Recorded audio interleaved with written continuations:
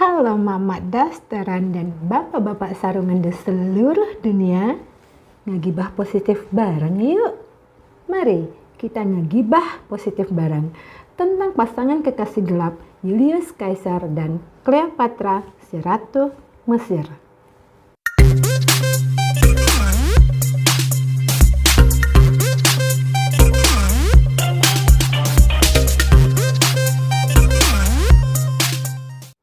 Tujuan utama pernikahan kakak beradik kandung ini hanyalah untuk memenuhi syarat sebagai penguasa bersama di tanah Mesir. Tapi pada kenyataannya, Cleopatra tetaplah hidup bersama Julius Caesar sebagai pasangan kekasih. Julius Caesar kemudian meninggalkan Mesir pada bulan April tahun 47 sebelum Masehi untuk menyelamatkan daerah jajahan Romawi di daerah Anatolia, berperang melawan Raja Vernakes II, putra Raja Mithridates IV, penguasa kerajaan Pontos. Kepergian Julius Caesar dari Mesir ini mungkin saja dikarenakan bahwa Julius Caesar tidak ingin sedang bersama-sama dengan Cleopatra saat Cleopatra melahirkan putra mereka. Mengingat pada saat itu Julius Caesar masih berstatus sebagai suami sah dari seorang wanita bangsawan Romawi bernama Calpurnia. Ia meninggalkan 3 legiun di Mesir yang kemudian ditambah menjadi 4 legiun di bawah pimpinan Libertus Rufio untuk melindungi kedudukan Cleopatra yang rentan akan serangan, tapi bisa juga untuk memata-matai Cleopatra. Setelah kepergian Julius Caesar tersebut, Cleopatra pun akhirnya melahirkan seorang putra bernama Caesarion yang lahir pada tanggal 23 Juni tahun 47 sebelum Masehi. Caesarion berarti kaisar kecil, tapi nama asal atau nama awal dari Caesarion adalah Firaun Kaisar, dan nama lain dari Caesarion adalah Ptolemaios ke-15. Mungkin karena pernikahan Julius Caesar dengan Calpurnia tidak juga menghasilkan keturunan seorang putra mahkota pun, maka ia tidak terlalu menggembar-gemborkan kelahiran Caesarion demi untuk menjaga perasaan Calpurnia dan juga keluarga besar bangsawan Calpurnia di Romawi. Tapi mungkin juga Julius Caesar tidak menolak kehadiran Caesarion sehingga ia sama sekali tidak melarang penggunaan nama Caesarion yang jelas-jelas nama tersebut diambil dari namanya.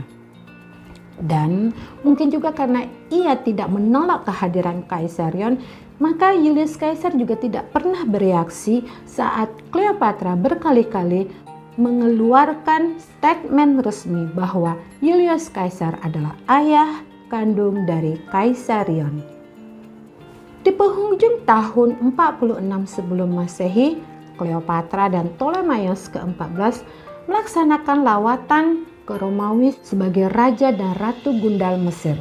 Selama di Romawi, Cleopatra tinggal di villa milik keluarga Julius Caesar di daerah Horti Caesaris atau Taman Kaisar di seberang sungai Tiber.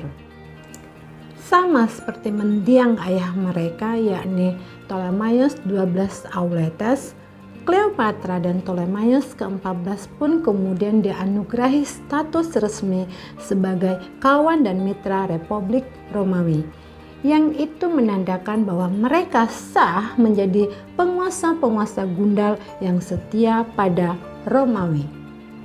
Di lain sisi, sejarah mengatakan bahwa Julius Caesar adalah diktator terakhir dari Republik Romawi. Ada penggelar diktator dalam bahasa Latin disebut pendicte, sebuah jabatan politik yang sangat luar biasa sekali, di mana pemegang jabatan diktator tersebut memegang kekuasaan absolut di Republik Romawi.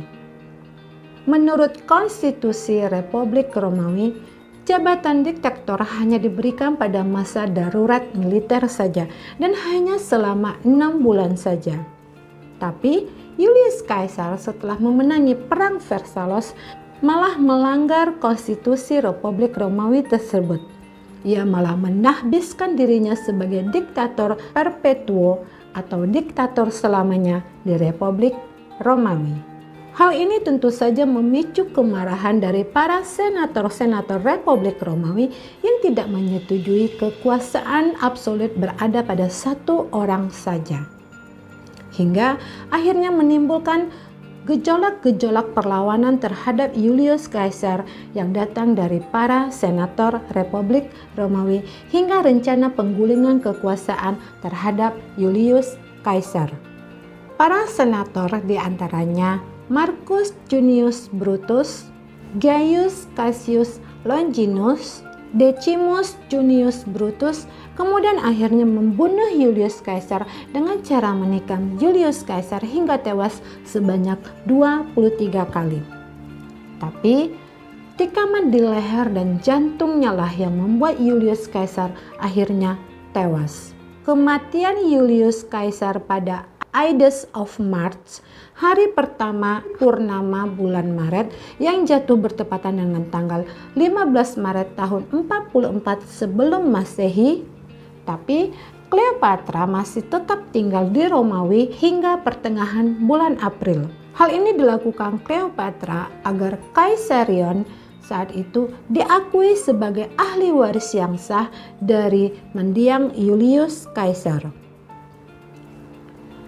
Tapi ternyata yang menjadi ahli waris berdasarkan surat wasiat resmi dari Julius Caesar adalah keponakan Julius Caesar sendiri, yakni Octavianus, yang mana kemudian Octavianus diangkat menjadi kaisar pertama bangsa Romawi pada tahun 27 sebelum Masehi. Cleopatra pun kembali pulang ke Mesir bersama Raja Mesir sekaligus suami dan juga adik kandungnya, yakni Ptolemaios ke-14. Tapi sejarah dunia mengatakan bahwa Cleopatra beberapa bulan kemudian akhirnya membunuh Ptolemaios ke-14 dan mengangkat Caesarion, putranya bersama Julius Caesar yang pada saat itu masih berusia 3 tahun, untuk bersama-sama dengannya menjadi raja dan ratu Mesir.